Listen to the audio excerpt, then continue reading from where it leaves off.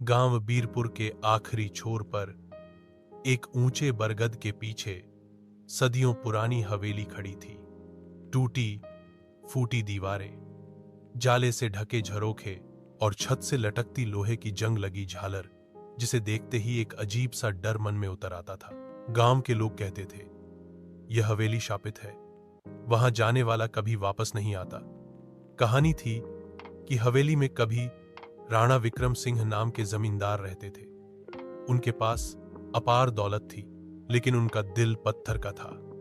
एक रात उन्होंने अपने ही नौकर की बेटी को जिंदा हवेली के तहखाने में कैद कर दिया, सिर्फ इसलिए कि उसने उनकी इजाजत के बिना हवेली का बगीचा छू लिया था।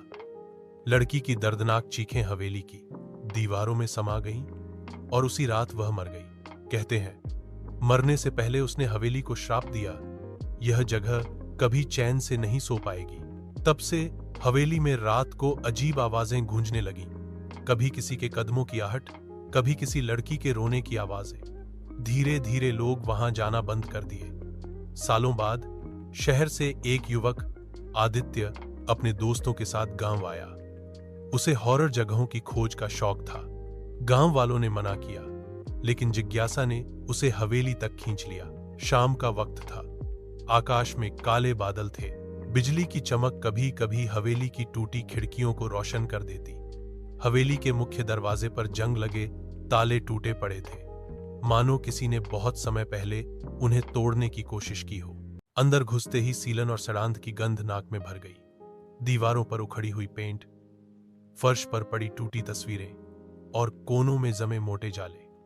आदित्य टॉर्च जलाकर धीरे धीरे आगे बढ़ा। अचानक उसे लगा जैसे किसी ने उसके कंधे पर हाथ रखा हो।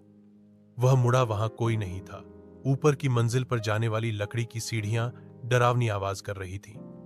हर कदम के साथ ऐसा लगता मानो कोई ऊपर से देख रहा हो। सीढ़ियों के बीच में उसने देखा, पुरानी लाल रंग की चुन्नी फर्श पर पड़ी थी, उसी पर खून के धब्बे थे।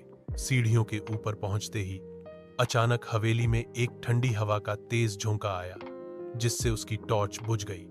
बिजली की एक चमक ने सामने का दृश्य दिखाया। एक सफेद साया, लंबे काले बाल और लाल आग जैसी चमकती आंखें धीरे धीरे उसकी ओर बढ़ रहा था। आदित्य के कदम जम गए। साये ने फुसफुसाकर कहा, तुम भी यहीं रह जाओ, हमेशा के लिए। अचानक आदित्य को किसी ने जोर से धक्का दिया और वह सीढ़ियों से गिरते गिरते हवेली के तहखाने में जा पहुंचा। वहां अंधेरा था, लेकिन एक कोने में उसने लोहे की पुरानी जंजीरें और दीवार पर खरोंचे देखी, जैसे किसी ने आजाद होने की बहुत कोशिश की हो।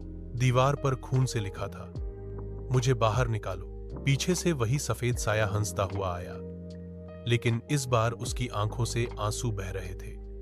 उसने कहा, मैं यहां से नहीं जा सकती, लेकिन तुम अब मेरे साथ रहोगे।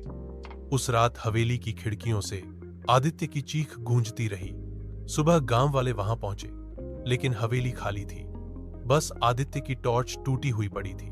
आज भी जो हवेली के पास जाता है, कभी कभी एक मध्यम सी आवाज सुनाई देती है, मुझे यहां से निकालो।